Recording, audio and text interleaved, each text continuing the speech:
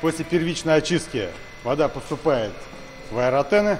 Это резервуары для второго этапа очистки. Первый, как и везде, механический, по принципу большого фильтра. В аэротенах же чистят сточные воды бактерии. В такой вид тетюшское очистное сооружение привели после реконструкции. Был воспроизведен навес, были установлены дополнительно аэрационные тарелки, ограждения, насосы. Этой системой мы работали раньше, и зимой, и летом.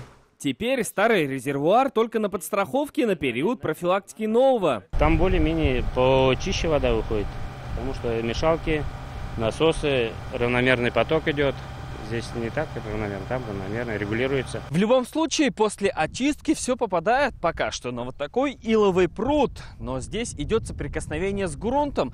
А вот уже совсем рядом, практически готово к запуску, новые иловые карты, где все ограждено бетонным каркасом. И чтобы понять, почему экология в плюсе, экспертам быть не нужно. В итоге вода через несколько озер попадает в реку по специальной трубе. Напор здесь небольшой. Соответствует объемам.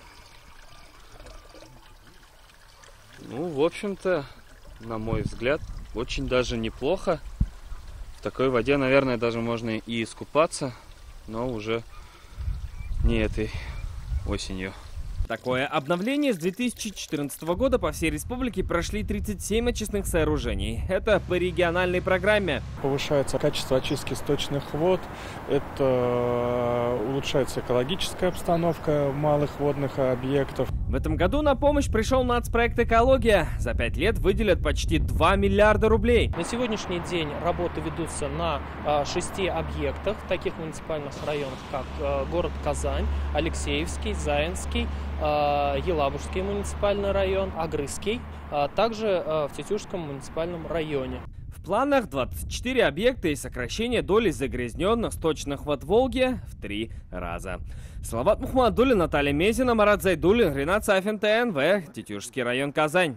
Смотрите все новости дня, программы и фильмы в наилучшем качестве на YouTube-канале ТНВ. Подписывайтесь.